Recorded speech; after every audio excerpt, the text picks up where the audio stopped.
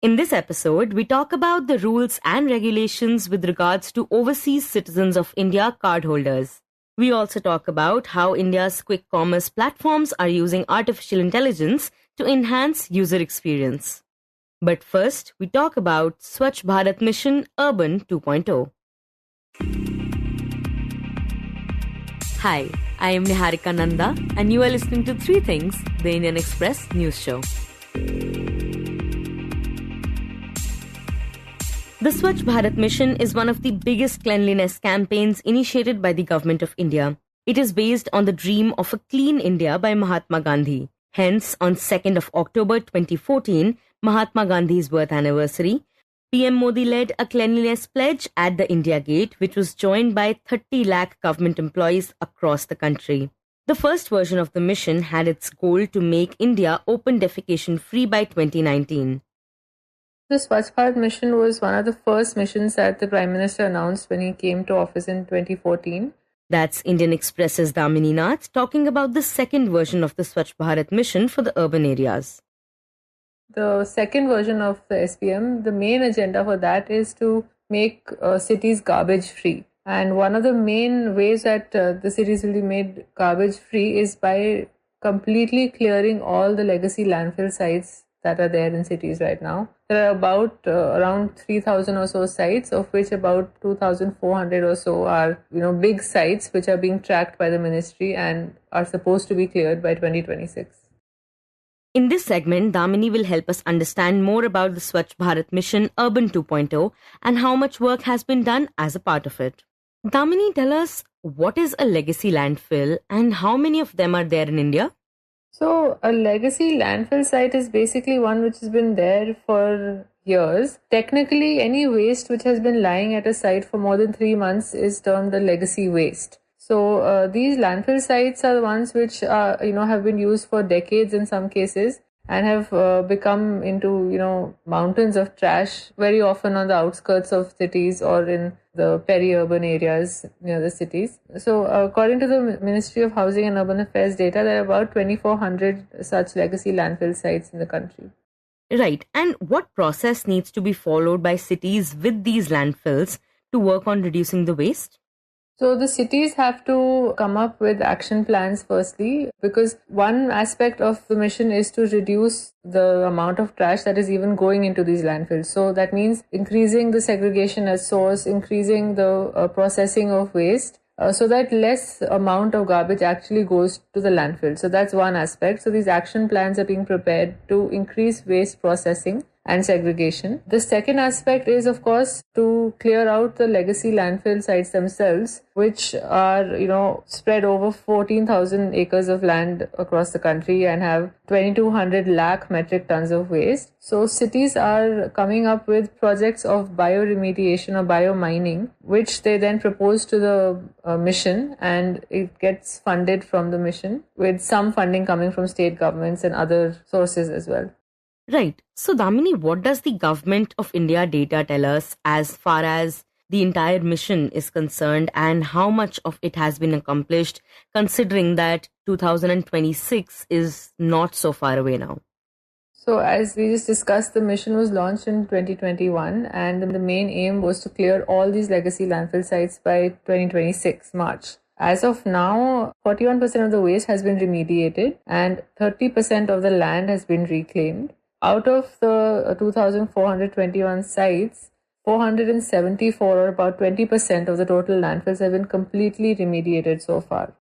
Right. And what does Housing and Urban Affairs Minister Manohar Lal Khattar have to say about the mission, and whether or not will the target be accomplished by 2026?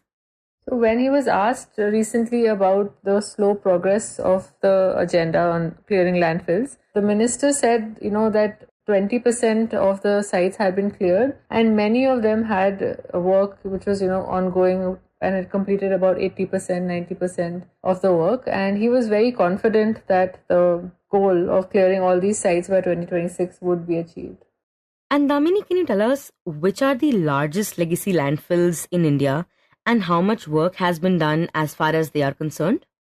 So there is work being done on some of the bigger sites in the country, but the largest landfill in the country, which is in Mumbai, the Deonar dump site, which itself accounts for 9% of the total waste in legacy landfill sites. That hasn't really seen much work so far. According to the data, the landfill hasn't been cleared at all. There is a lot of work going on in another big landfill site in Ahmedabad called Pirana, which has about almost 50% of the total area has been cleared. Then work is also ongoing in Delhi's 3 landfill sites, which is Gazipur, Bhalaswa and Okla. But because these sites had been in use for so long, the waste had really piled up. So all the remediation efforts as of now have only reduced the height of the waste, but have not led to any area being cleared. And what are some of the challenges that stand in the way of clearing these landfills?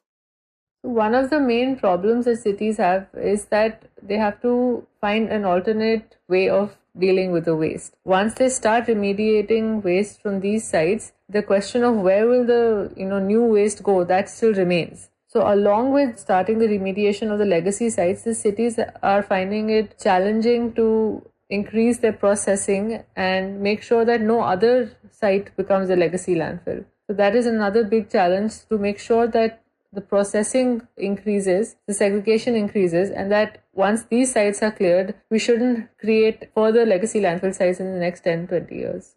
And Damini, how do we see this mission contributing to India's waste management as a whole?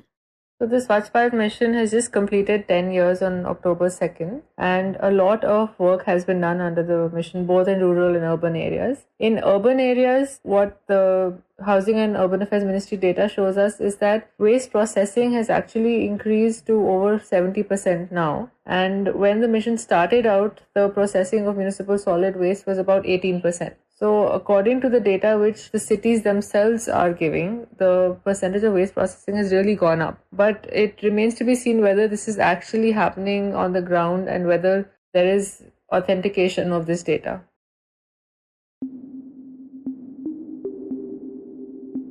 Next, we talk about OCI cardholders.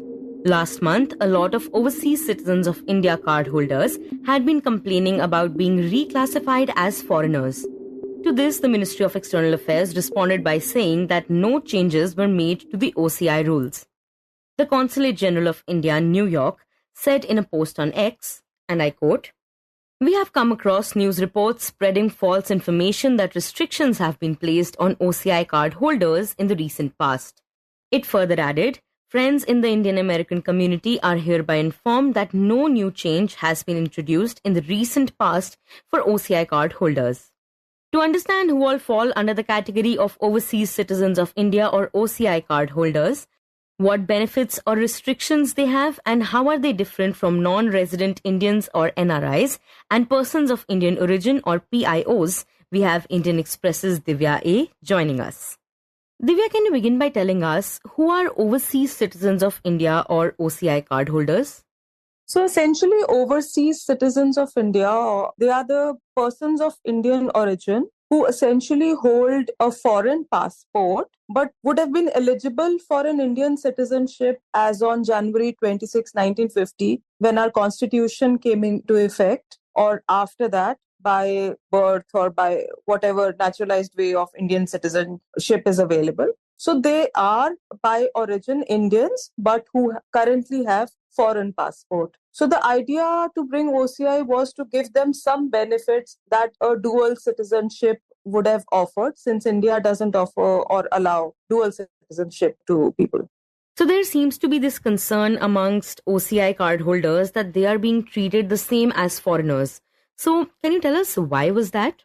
So there was a little bit of outcry among, a section of diaspora OCI cardholders, primarily in the US, who would have visited India recently. So they complained that they faced some new restrictions which weren't there when they visited some years ago. They had to take permits to visit border areas, restricted areas in Jammu and Kashmir, in the Northeast, in Ladakh, which they say wasn't there when they had visited before. So it felt like a new set of rules have just come up. Whereas the truth is, as the Ministry of External Affairs and the Indian Consulate in New York also clarified, that these set of restrictions came up in 2021. I believe that this came after COVID, so not many people would have been traveling in the year 21 when these restrictions actually came into place. And now that more and more people are traveling back home to India. So I think this would have come to a notice of a larger section of people. So essentially, they had a grouse that they are once again being classified as foreigners because these kind of restrictions to visit border areas essentially apply to foreign citizens and not to Indian citizens. And how did the External Affairs Ministry clarify this issue? So they clarified through the public platform, the social media platform, that there was no new ruling or circular or notification in this aspect. It is just the 2021 circular which is being implemented, and absolutely there is nothing new. However, I would also like to mention that the kind of diaspora numbers that we are dealing with. So, as per the record shared by the Bureau of Immigration with us, which holds the records of all registered OCI card holders, there are about 4.5 million OCIs in 2023, which is expected to have crossed about 5 million now. So, you can see there are 50 lakh people that we are talking about, and out of which USA tops the list with about 17 lakh OCI card holders, because you see there is a huge diaspora community. So people who would have migrated earlier, but their children or their next generation, they would have been having foreign passport and an OCI card additional. So this is the kind of statistics that we are dealing with. Besides US, we also have a huge OCI population in the other countries that we have like a sizable diaspora figures. So these include Canada, Australia, and the UK. But we have OCI people in around 192 countries across the world. And even the children of OCI card holders are allowed to apply for OCI cards. And even if they marry a foreign national, so their spouse can also apply for an OCI card, which again enables them to visit India any number of times and stay here for any duration. So, Divya, OCI holders have the benefit of multi-purpose, multiple entries, and a lifelong visa, allowing them to visit India at any given point of time and for any length as they wish. They also have an exemption from police reporting for any length of their stay in the country. They have been granted all rights in the economic, financial, and educational fields as well. So tell us, what are the latest rules regarding OCI card holders and what all restrictions do they face? So besides putting extra restrictions on them to visit border areas, as we just spoke, which apply to foreign nationals as well, there were a new series of restrictions on the OCIs, which included a requirement to secure permits to undertake any research activity in India, to undertake any missionary activity, because there were some court cases regarding OCIs, indulging in conversion and missionary activities. There were also restrictions on them to undertake any journalistic activities and even tablighi activities. So there were certain set of new restrictions on a group of activities that came into controversy before 21. So this new circular was brought about in 21, putting a restriction on these 5-6 activities that I just mentioned. And besides, initially, they could not buy agriculture land or plantation properties in India. But as per the 2021 circular, now they could not even buy farmhouses in India. And can you tell us, how are OCI card holders different from non-resident Indians or NRIs? The NRIs are essentially people who have an Indian passport, but they have been living abroad. So they are treated at par with Indian citizens in almost every aspect, but for some financial rules and regulations regarding taxation and stuff. But otherwise, they are treated at par with Indian citizens. But OCIs are essentially persons of Indian origin who would have been eligible for Indian citizenship had they been living in India or born in India, or they would have relinquished their Indian citizenship, but they are given like a special extra card despite their foreign passport if they fulfill certain criteria, and that enables them lifelong visa to India, which can be multi-purpose, which can be multiple entry, and they can stay as long as in India as they want to without having to inform the foreign office or the local authorities, which the foreigners otherwise or the foreign passport holders otherwise have to do. And what about persons of Indian origin or PIOs? How are OCI card holders different from PIOs? See, Indian diaspora community abroad is about 32 million, and out of which OCI card holders would be around 5 million as we just spoke. So every PIO or person of Indian origin abroad, which is the larger diaspora community, is not an OCI. They have to fulfill certain conditions, which we just discussed. They can't serve in military abroad. They can't be citizens of Pakistan and Bangladesh at any point of time. They would have been eligible for an Indian citizenship in January 1950 or later. So these are the basic criteria which qualifies them to register for OCI, get the OCI card and avail of these multiple long-term visiting visa and other benefits. However, as a thumb rule, there are certain things that OCIs are barred from doing when compared with Indian citizens, which is they can't contest any elections in India, whether it's a MLA, a state assembly election, parliament election. They can't hold any constitutional position, president, vice president, Supreme Court judge. They can't serve in the military. And OCI card holder is not allowed to then later also serve in the military of any other country. So there are some distinctions in terms of, national security, where national security and sovereignty come into play. Otherwise, in terms of basic, common man functions like finances, travel, tourism, buying property, there are a lot of things that they're allowed to do. And Divya, have similar changes been made in the OCI rules before 2021 as well? Yes. The OCI system was notified in 2005 by then Home Minister L.K. Advani. This was during the Vajpayee government. And essentially, as he stated in the parliament, the purpose was to give a semblance of dual citizenship to our diaspora community and make them, stay connected to their roots, stay connected to India and, feel comfortable in visiting India and coming to India, in carrying a large number of financial, economic, cultural activities in India. In the consequent years, certain new changes were brought about in the OCI mandate. So in 2007, which is 2 years after the OCI system was initially brought about in India, it was announced that they will be treated at par with NRIs, which is the non-resident Indians, people holding Indian passport but not living in India, with respect to cross-country adoptions and with respect to airfare in domestic sectors, and also, the same entry fee as Indian visitors if they want to visit wildlife sanctuaries or parks. So those were a new set of facilities that were offered to them. Again, in 2009, a new circular came, some new rules came in, which also gave them more facilities. In the sense, now they could visit monuments, historical sites and museums and pay the fees that NRIs are supposed to pay. So at par with NRIs and not foreigners, So there were more facilities to assimilate them. And they could also have a certain number of seats in medical colleges and medical entrance tests. And they could also practice professions such as doctors, CAs, advocates, and architects, just like NRIs. So they were treated at par with NRIs in almost all aspects. And there were more assimilation. However, these 2021 circular, it kind of distances them a little bit, and that is the grouse that even if India is not offering dual citizenship, there were some points of connect and some similarities they could have at par with Indian citizens and NRIs. But now they were treated at par with foreign nationals.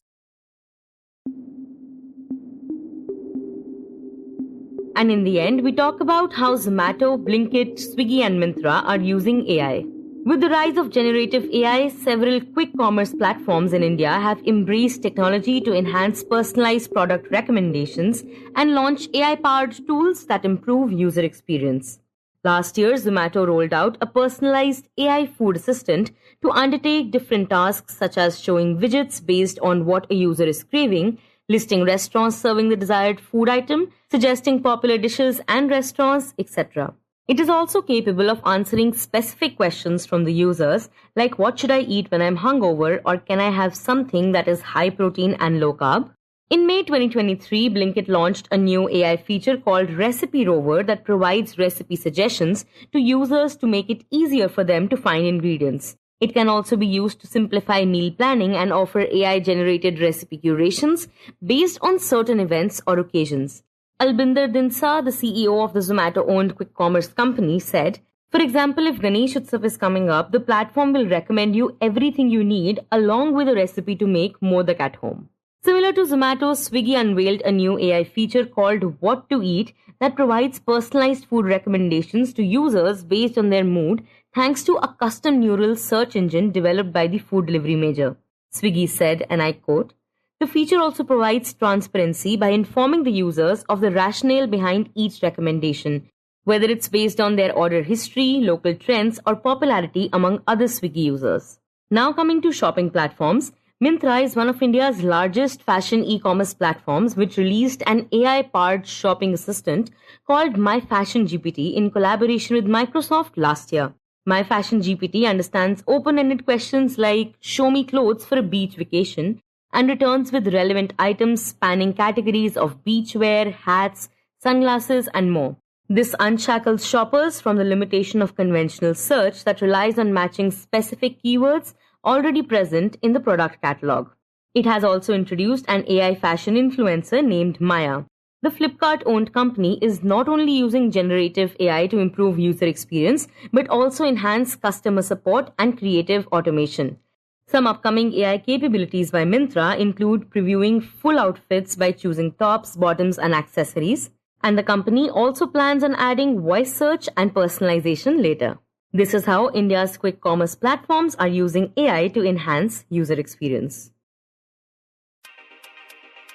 You were listening to 3 Things by the Indian Express. Today's show was edited and mixed by Suresh Pawar and produced by me, Niharika Nanda.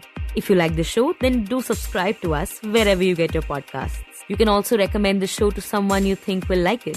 Share it with a friend or someone in your family. It's the best way for people to get to know about us. You can also tweet us at Express Audio and write to us at podcasts@indianexpress.com.